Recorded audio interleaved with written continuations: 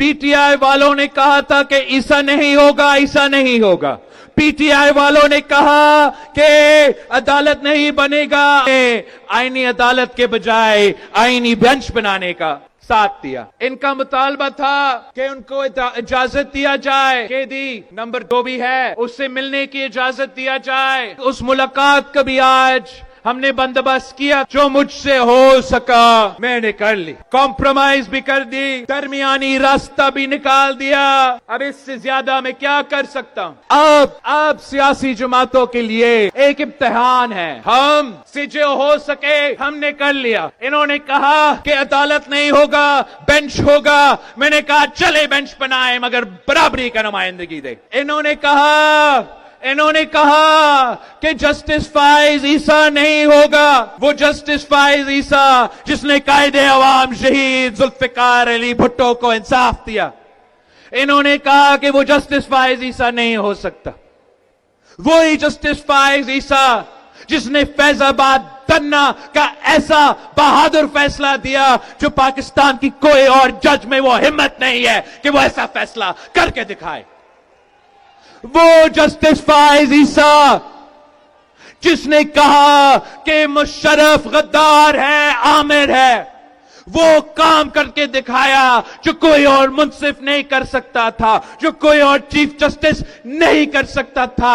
وہ بھی کام کر کے دکھایا. جو لوگ ڈرتے تھے یہ فیصلہ سنانے، اس سے پہلے تمام چیف جسٹسز ڈرتے تھے، بزدل تھے، وہ یہ بھی نہیں کر سکتے تھے. جو عامر تھا اس کو عامر بھی نہیں کرا سکتے تھے.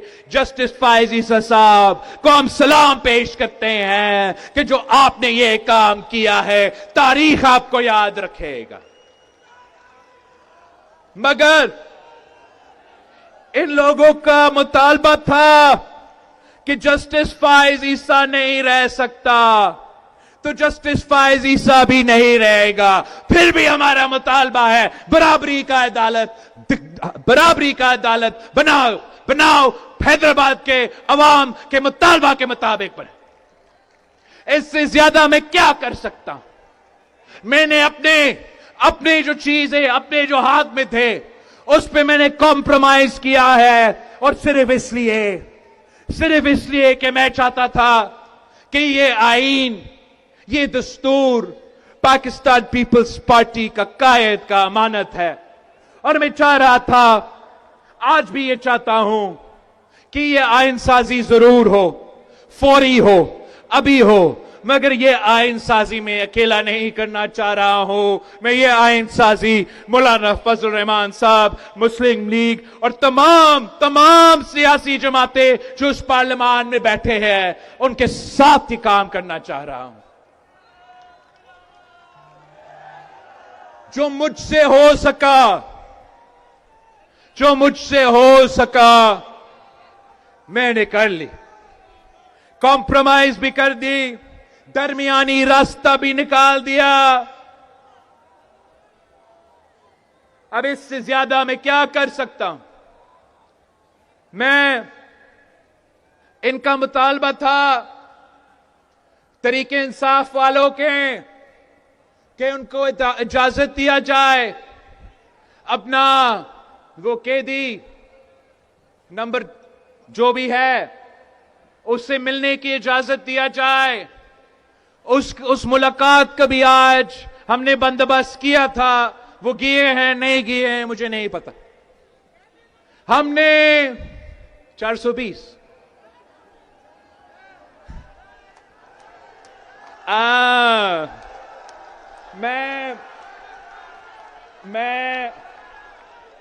میں نے نہیں کہا، اس نے کہا. بھائی میں اپنا بھائی کا جو لفظ ہے وہ دہرا رہا تھا.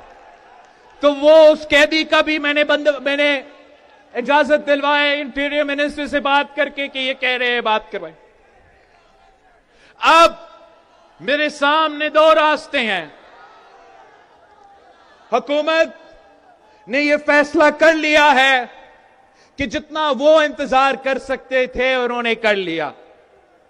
تو جو میرے سامنے آپشنز ہے وہ یہ کہ یا حکومت بل لے کر آئے، وہ اپنے نمبرز ہمارے اپوزیشن کے دوست تو نہیں ہوں گے، لیکن جو ضمیر کے مطابق وہ دے رہے ہیں اس تعداد پہ یہ پورا ہوگا، اور ہم اسی طریقے سے یہ عدالت نون لیگ کی مرضی کا بنائیں، یا یہ آج بھی ممکن ہے، کل پرسوں مجھے نہیں پتا ممکن ہوگا، آج تک کل تک تو ضرور ممکن ہے کہ جو میرا پاکستان پیپلز پارٹی کا ڈرافٹ ہے وہ ڈرافٹ مولانا فضل الرحمان صاحب کے جماعت نے اعلان کر لیا ماننے کا، وہ ڈرافٹ نون لیگ نے اعلان کر لیا ماننے کا، پی ٹی آئی والوں نے کہا تھا کہ ایسا نہیں ہوگا، ایسا نہیں ہوگا، پی ٹی آئی والوں نے کہا کہ عدالت نہیں بنے گا، اس کے اوپر